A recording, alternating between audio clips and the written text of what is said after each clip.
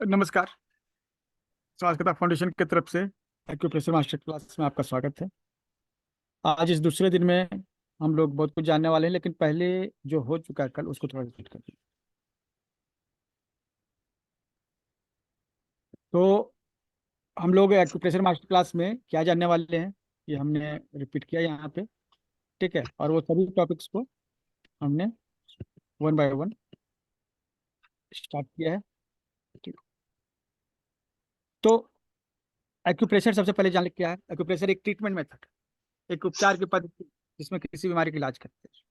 जिस तरह से आयुर्वेद में हम लोग दवाओं के द्वारा इलाज करते हैं, एलोपैथी में इलाज करते हैं, फिजियोथेरेपी में इलाज करते हैं, योग में अलग अलग पद्धतियां हैं जिसमें इलाज किया जाता है किसी बीमारी का। तो उसी तरह से एक्यूप्रेशर भी हम क्या करते हैं, बीमारियों का ही इलाज करते हैं। ये एक ट्रीटमेंट मेथड है।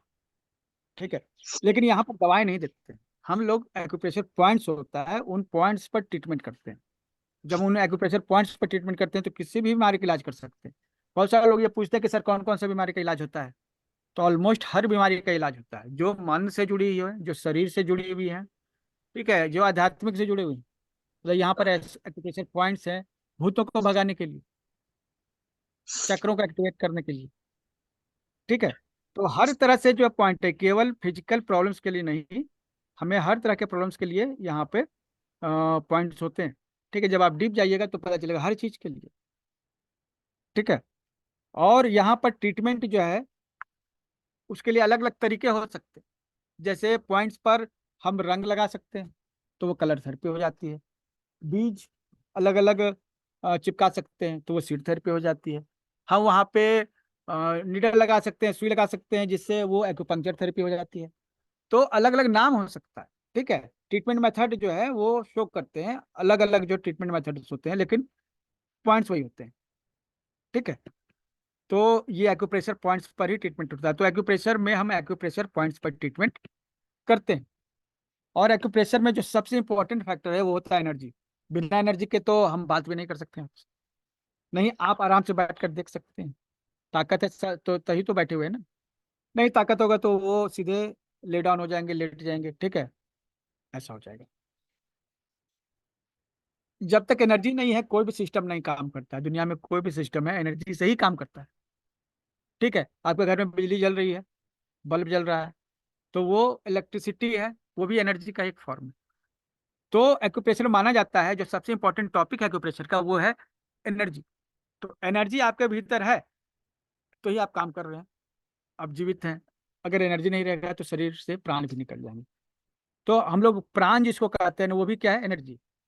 ठीक है, इसी को ची भी कहते हैं, इसी को की भी कहते हैं।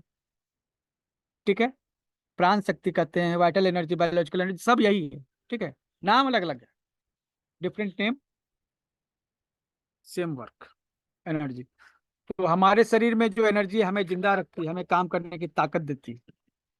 ठीक है, और ये एनर्जी नहीं रहेगी तो हम जीवित नहीं रहेंगे। एनर्जी कम हो सकती है तो बीमारी, ज्यादा हो जाएगी तो बीमारी। बैलेंस में रहनी चाहिए। एनर्जी हमारे शरीर में बैलेंस में रहती है तो हमें दिक्कत नहीं होती। एनर्जी शरीर के किसी एक हिस्से में ज्यादा हो सकती है, दूसरे हिस्से में कम हो सकती है। ऐसा भी हो सकता है कि हमारे पूरे शरीर में एनर्जी का लेवल तो सेम है, लेकिन अंग जो है अंदर है, किसी में ज्यादा है और किसी में कम है। तो उस अंग में बीमारी हो जाएगी। तो किसी भी अंग में एनर्जी कम या ज्यादा होगी तो वहां बीमारी हो जाएगी। ज्यादा होगी तो अलग तरह की बीमारियां होंगी, कम हो जाएगी तो अलग तरह की बीमारियां होंगी। तो दोनों तरह से एनर्जी जो है मतलब कि अफेक्ट होता है। बैलेंस होना चाहिए, जीवन में बैलेंस होना चाहिए। ऐसा माना गया है कि एक्यूप्रेशर का जो विकास हुआ ताओवाद से हुआ, जो एक चाइनीज फिलोसफी है, चीन की एक फिलोसफी है। ताओवाद जो है हमारी संस्कृति में जो फिलोसफी है, प्रकृतिवाद, उससे मिलती फिलोसफी।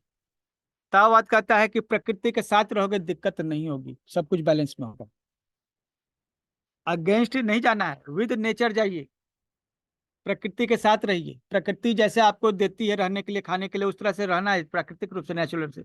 जितना हम प्रकृति से दूर जाएंगे, ठीक है, उतना ही हम बीमारियों के पास जाएंगे। बैलेंस जब सही रहेगा ना, तब बीमारी नहीं होगी। ऊर्जा का बैलेंस होना चाहिए। तो फिर प्रकृति को अध्ययन किया गया तो बहुत सारी उससे थ्योरियां निकल गई। जैसे यिन यांग थ्योरी निकल गई, फाइव एलिमेंट थ्योरी निकल गई। ठीक है, तो ये थ्योरी क्या है, ये थ्योरी प्रकृति को समझने का तरीका है। क्यों प्रकृति को समझ रहे हैं? ताकि हम प्रकृति के अनुसार जीवन यापन कर सकें, प्रकृति के अनुसार जीवन यापन कर सके। स्क्रीन दिख रहा है ना, क्लियर है ना स्क्रीन?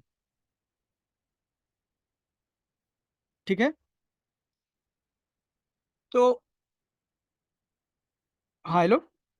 हाँ सर, ओके। ओके, ठीक है।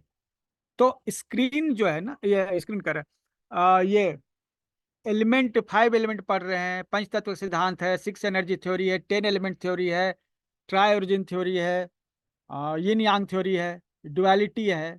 ठीक है क्या?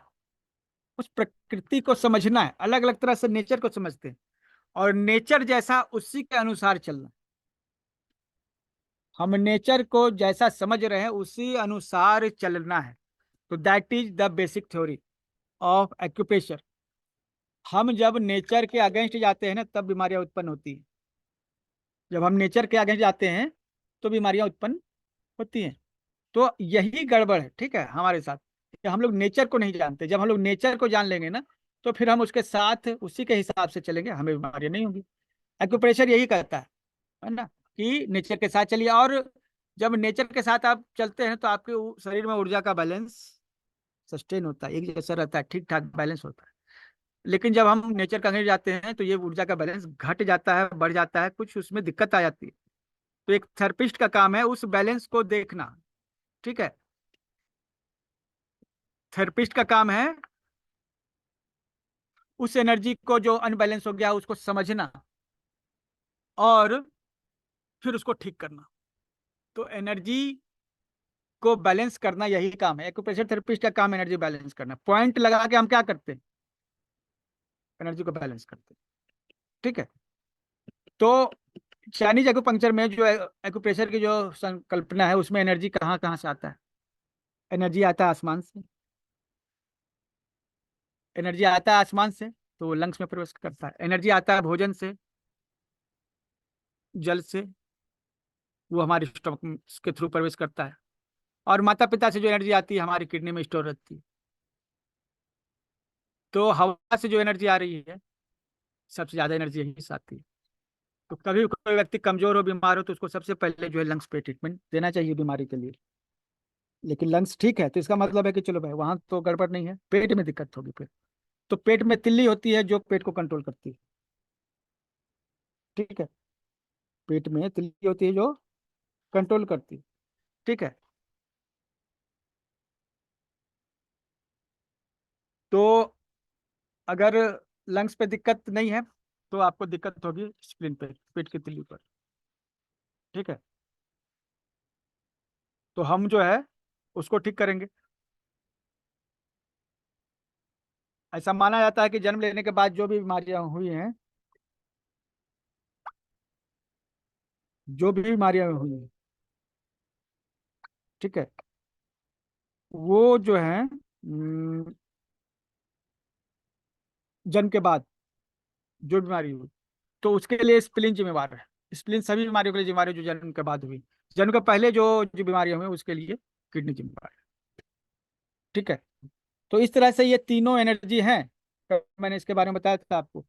ये तीनों से हवा से जो एयर एनर्जी मिलती है, खाने से जो फूड एनर्जी मिलती है, किडनी से जो एसेंस एनर्जी मिलती है, तीनों जो एक जगह जमा हो जाती है। और उस एनर्जी को हम लोग नॉर्मल एनर्जी को करते हैं। जो एनर्जी एक्चुअली तीन हिस्सों मतलब तीन पार्ट से मिलकर बनती है, और यही पूरे शरीर में घूमती है।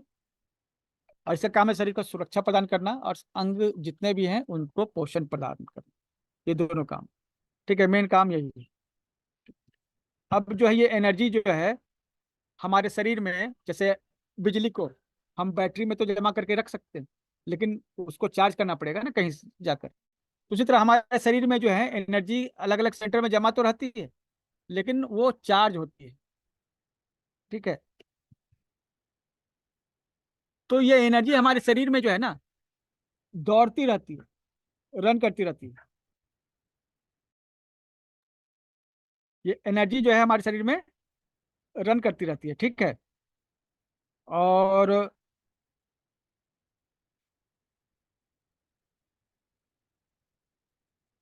शरीर के सभी अंगों तक यह ऊर्जा जो है ना, भोजन पहुंचाती है।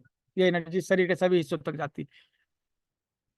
और अगर उस हिस्से में जाएगी तो वहां बीमारी ठीक करेगी, नहीं जा पाएगी तो वहाँ बीमारियां हो जाएंगी। ये एनर्जी पूरे शरीर में बहती रहती है, फ्लो करती रहती है। ठीक है। और ये एक रास्ते में, जैसे हमारे बिजली का तार एक है ना, एक सर्टेन रास्ता, उसी से बिजली आती है ना, उसी तरह से इनका भी जो है एक रास्ता बना हुआ है। ठीक है। आज जैसे कल मैंने ये पूरा एनिमेशन दिखाया था। ठीक है। तो ये जो है पूरा का पूरा जो है, ये जो तार दिख रहे हैं, यही वो लाइन है जिन पर एनर्जी बहती है। इसी को कहते हैं मेरिडियन। एक्यूप्रेशर में इन्हीं मेरिडियन को समझना होता है। ठीक है। कुल हमारे शरीर में 26 मेरिडियन होते हैं। 12 दाएं, 12 बाएं, और दो एक सामने पेट में नाभि से ऊपर की ओर, और एक पीठ में। तो बाएं और दाएं जो भी मेरिडियन होते हैं ना, वो 12 जोड़ा जो है, दोनों एक ही जैसे होते हैं। राइट और लेफ्ट में एक ही जैसे मेरिडियन होते हैं। ठीक है। तो राइट और लेफ्ट में जो है, जो ये आप देख रहे हैं तस्वीर में अलग अलग जो लाइन बनी हुई है, इसी रास्ते पर जो है एनर्जी फ्लो करती है। यही मेरिडियन है। टेढ़े लंगड़े हैं, सीधे एकदम नहीं है, तिरछा है, गोल है, इस तरह से आप देख सकते हैं। और जो अ, लाल लाल जो पॉइंट देख रहे हैं ना कहीं पे, तो ये वो जगह है जो एक्यूप्रेशर पॉइंट कहलाते हैं। ठीक है। ये जगह जो है एक्यूप्रेशर पॉइंट कहलाते हैं। और इन पॉइंट्स पर जो हम लोग ट्रीटमेंट करते हैं, इन्हीं पॉइंट्स पर ट्रीटमेंट करके किसी बीमारी का इलाज करते हैं। तो हमें इस चीज का ध्यान रखना, यही पॉइंट है जिन पर किसी बीमारी का इलाज होगा। तो यही एक्यूप्रेशर पॉइंट है।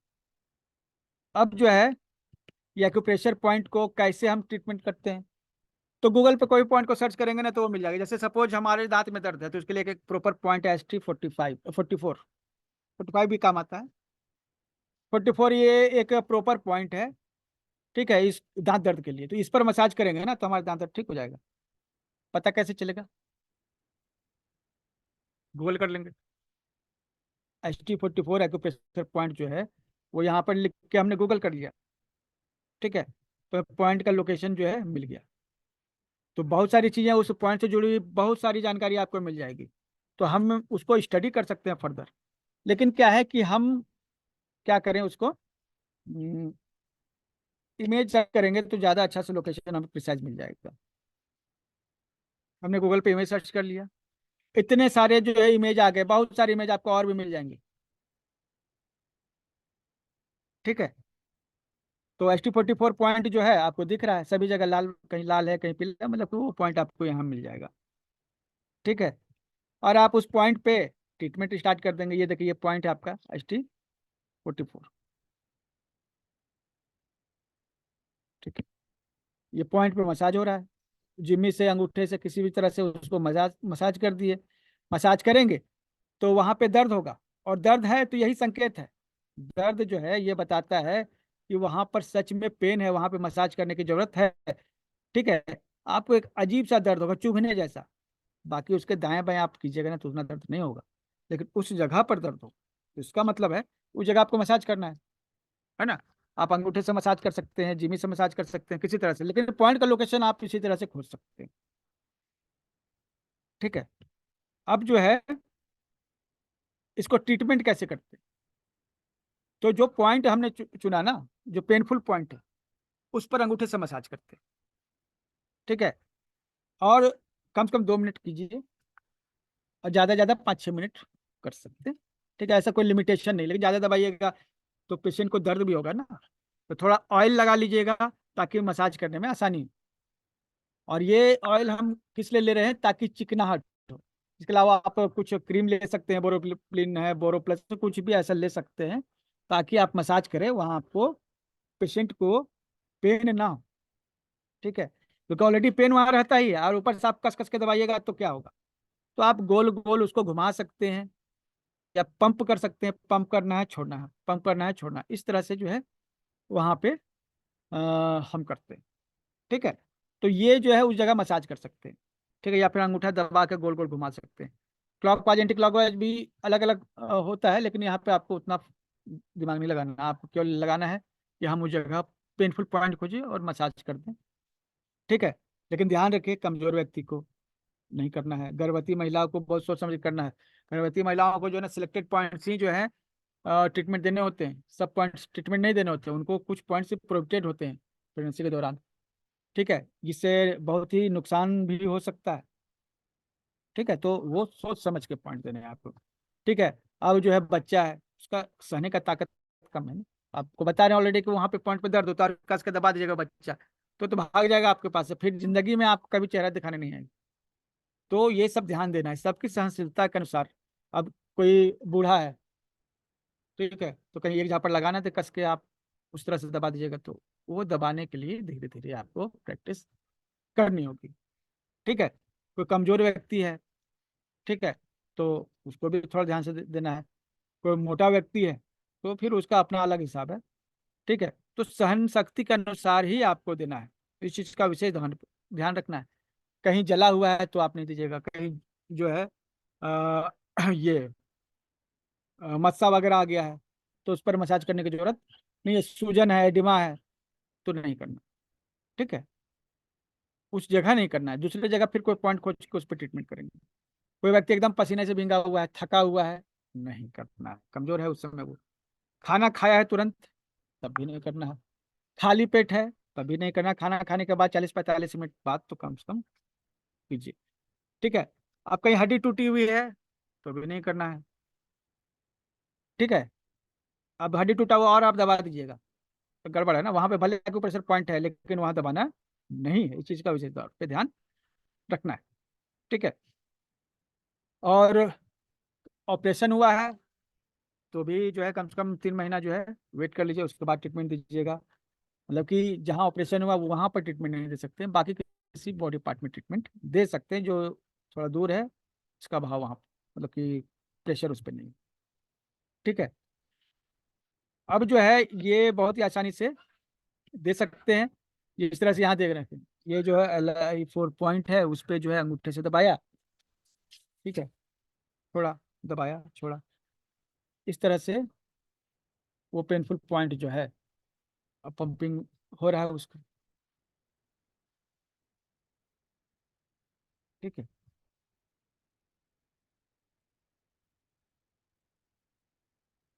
इस तरह से पॉइंट को मसाज करना है। ठीक है।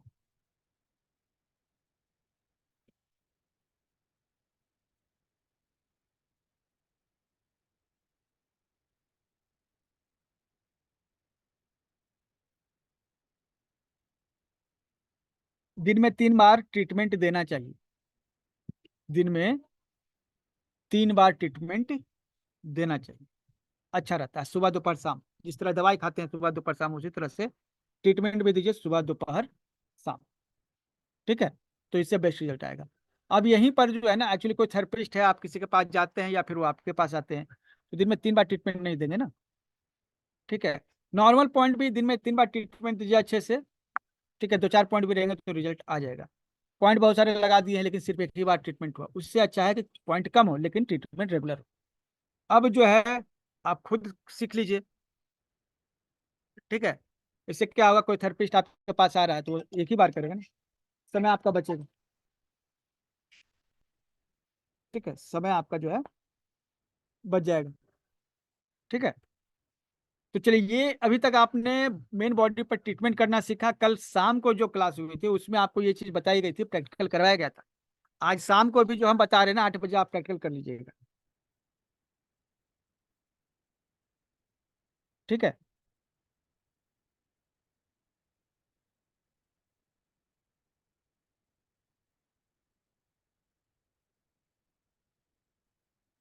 तो अब हम लोग आगे क्या सीखने वाले हैं, एक नया कॉन्सेप्ट सीखने वाले हैं। ठीक है। इस 3 दिन के वर्कशॉप में पार्ट 1 में आपने सीखा कि एक्यूप्रेशर पॉइंट्स क्या होते हैं, बेसिक नॉलेज आपको मिल गया, है ना, और उन पॉइंट्स को कैसे ट्रीट करते हैं। अब जो है ना, पहले जब चाइना में ये सब चीजें चल रही थी ना, तो उस समय एक समस्या हो रही थी। उस समस्या क्या थी कि मेन बॉडी पे बहुत सारे ट्रीटमेंट बहुत ही ऐसे जगह पे होते हैं जहां पर वो पॉइंट है तो, लेकिन वो इंटरनल पार्ट है, किसी को आप ट्रीटमेंट नहीं कर सकते हैं वैसे। ठीक है। और अब सपोज कि किसी महिला को ट्रीटमेंट करना है और एक पुरुष ट्रीटमेंट दे रहा है तो संभव था ही नहीं। तो फिर जो है मतलब कि समय बीता, तो कुछ ऐसे पॉइंट्स डेवलप हुए, ठीक है, कुछ ऐसे पॉइंट्स डेवलप हुए जो हाथ और पैर, मतलब पैर में ही थे, जिनको डिजिटल पॉइंट्स कहा गया।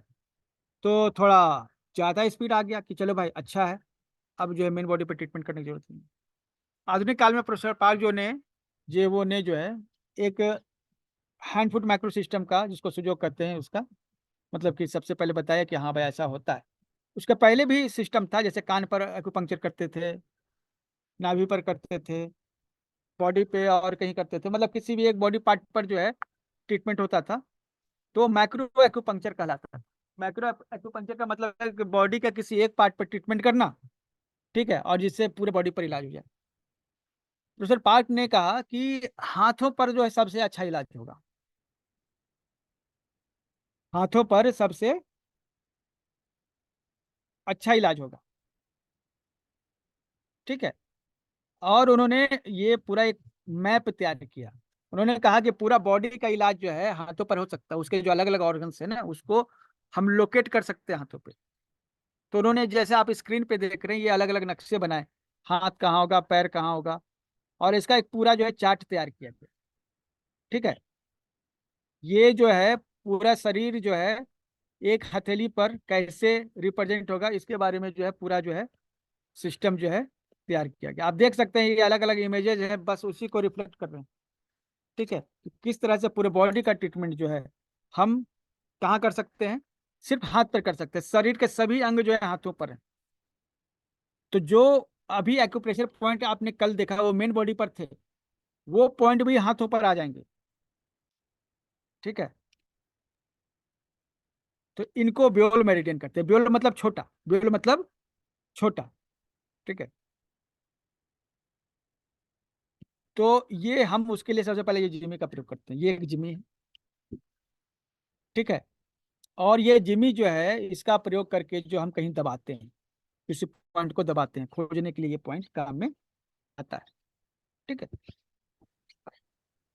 जिमी नहीं है तो पेंसिल ले लीजिए, पेंसिल का जो नुकीला वाला पार्ट है ना, उसको रगड़ दीजिए कहीं रफ सरफेस पे, तो वो दबाने लायक हो जाएगा। ऐसा नहीं होना चाहिए नुकीला हो तब स्किन में घुस जाए, खून आ जाएगा, तब तो कोई मरीज के आपके घर के ही लोग आपको मार के भगा देंगे, ठीक है। तो ऐसा नहीं करना, पेंसिल ले लीजिए जिमी नहीं है तो, ठीक है। हाँ, तो ये होती है जिमी। नहीं है तो पेंसिल को जिमी बना लीजिए। अब जो है आपको दूसरी जरूरत होगी चार्ट की। एक इस तरह का चार्ट आपको मिल जाएगा, जब ये पीडीएफ आपको मिलेगी कल ना, तो ये चार्ट भी आपको मिल जाएगा, ठीक है। हमारी साइट पर भी आपको ये मिल जाएगा। तो इस चार्ट में क्या है, जितने भी एक्यूप्रेशर पॉइंट्स होते हैं ना, सब के सब जो है यहाँ पर हैं। आपको उन एक्यूप्रेशर पॉइंट्स को सर्च करना है यहाँ से, ठीक है। हर पॉइंट का लोकेशन आपको इसमें दिया हुआ है। ये जो चार्ट है एक्चुअली इसमें ये दो हिस्सों में बटा हुआ है। ये चार्ट है, एक नेल वाला हिस्सा, एक थंब वाला हिस्सा, एक नील वाला हिस्सा, एक ये पाम वाला हिस्सा। ये जो है ना, इस साइड जो है ये हिस्सा है नाखून की तरफ वाला हिस्सा, देखिए नाखून बना हुआ है, ठीक है। और ये हिस्सा जो है हथेली वाला हिस्सा है, यहाँ देखिए नाखून नहीं बना हुआ, मतलब ये हथेली वाला हिस्सा है। मतलब एक ही हाथ के दोनों तरफ का ये इमेज है, एक ही हाथ है उसके, मतलब कि पाम साइड में और बैक साइड का ये इमेज है, पाम साइड और बैक साइड का इमेज है, ठीक है। तो मतलब कि दो एक फोटो है, एक ही हाथ है इस इमेज में, राइट लेफ्ट नहीं है, एक ही हाथ है, ठीक है। ये एक्चुअली क्या है, लेफ्ट हैंड है, ठीक है। ये हथेली वाला हिस्सा है और ये नाखून की तरफ वाला हिस्सा, उल्टे साइड वाला हिस्सा है। तो इसी में आपको जितने पॉइंट्स मिले हैं मिलेंगे, ठीक है। इसी में आपको जितने भी पॉइंट मिलने हैं मिलेंगे, ठीक है। तो आपका काम है यहाँ से पॉइंट खोजिए, और पॉइंट खोज के आप क्या कीजिए, मतलब यहाँ सर्च कीजिए, ठीक है।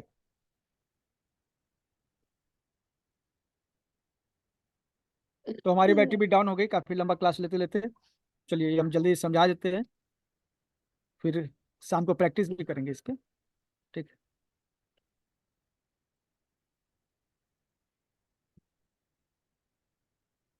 तो जैसे HT36 पॉइंट हमको सर्च करना है, जैसे हमें पेट में दर्द है तो उसके लिए HT36 पॉइंट जो है सबसे अच्छा मानते हैं। तो X36 पॉइंट पे ट्रीटमेंट करना है। तो करेंगे कहाँ से, ये पॉइंट कहाँ पर है? तो यहाँ पर मैप पे सर्च करेंगे तो जहाँ देखिए यहाँ पे X36 पॉइंट है, ठीक है, जो मिडिल फिंगर का मिडिल जॉइंट के पास है वो पॉइंट। ठीक है, अब जो है इस जगह पे जो है ये आपका पॉइंट कहाँ है, मिडिल फिंगर के मिडिल जॉइंट के पास वो पॉइंट सर्च हो गया। ठीक है, ये पॉइंट हमने सर्च किया, कहाँ पर सर्च किया, हमने इस नक्शे पर सर्च किया।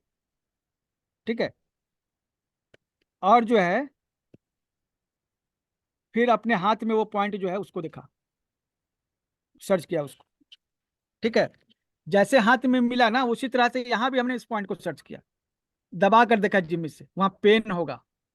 एग्जैक्ट पॉइंट थोड़ा सा अगर दाएं बाएं भी कर लीजिएगा तो पता चल जाएगा कि ये पॉइंट कहाँ पर है।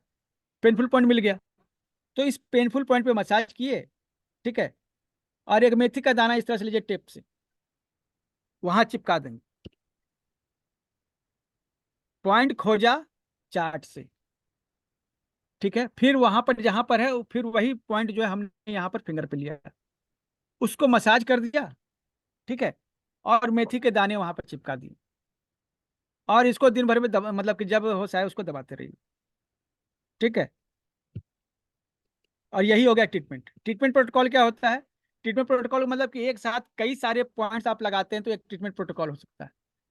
ट्रीटमेंट प्रोटोकॉल मतलब प्रिस्क्रिप्शन, जैसे डॉक्टर दवा देता है तो दवा का प्रिस्क्रिप्शन होता है, उसी तरह ये भी प्रिस्क्रिप्शन है। ठीक है, तो ये प्रिस्क्रिप्शन मतलब कौन कौन से पॉइंट लगेंगे, तो ऐसे हम यहाँ पॉइंट लगाते हैं। ठीक है, तो ये जो है अभी तक हम लोगों ने ये सीखा। सबसे पहले हमने देखा पॉइंट्स क्या होते हैं मेन बॉडी पर, वहां ट्रीटमेंट कैसे करते हैं। दूसरा, हाथ पर क्या पॉइंट्स होते हैं, उसको फिर ट्रीटमेंट करते हैं। अब सवाल है कि इससे हम ट्रीटमेंट तो कर लेंगे, जो प्रैक्टिकल जब आपको होगा शाम को तो वो ट्रीटमेंट तो आपको बता दिया जाएगा करने के लिए, लेकिन एक सवाल है, कौन से पॉइंट किस बीमारी में लगेंगे, ये कैसे पता चलेगा? तो जाहिर सी बात है इसमें समय लगता है। कौन सा एक बीमारी के लिए कौन कौन सा पॉइंट लगना है, इसके लिए आपको याद रखने में अभी समय लगेगा डायग्नोसिस में। और एक बेसिक लेवल का क्लास है वो बहुत ही एडवांस हो जाता है फिर। ठीक है, बीमारी को डायग्नोस करना, लेकिन आपको एक रेडीमेड हम पीडीएफ देते हैं। ठीक है, कल हम एक रेडीमेड पीडीएफ देंगे, उसमें आपको सिखाएंगे किसी बीमारी के लिए पॉइंट्स कैसे सर्च करते हैं। उसमें 1,000 बीमारियों के लिए पॉइंट्स जो हैं पहले से बने हुए हैं। 1,000 बीमारियों के लिए पॉइंट्स पहले से बने हुए हैं। आपको उसमें अपनी बीमारी खोजनी है, रिलेटेड पॉइंट्स खोजने हैं और ट्रीटमेंट करना है। ठीक है, तो ये जो है हम लोग कल जानेंगे। आज 8 बजे की क्लास होगी तो हम लोग इसको प्रैक्टिकल भी करेंगे। ठीक है, तो लाइव रहेगी क्लास 8 बजे से, उसको आप लोग ज्वाइन कीजिएगा। आज अभी नेक्स्ट भी क्लास है, इसके पहले भी क्लास थी, तो ये क्लास आज का कंटेंट क्लियर होता है। ठीक है, उमेश रिकॉर्डिंग स्टॉप कीजिएगा। सर ये सीडेट वगैरह कैसे करते सर वो बताओ ना सर यहाँ पर।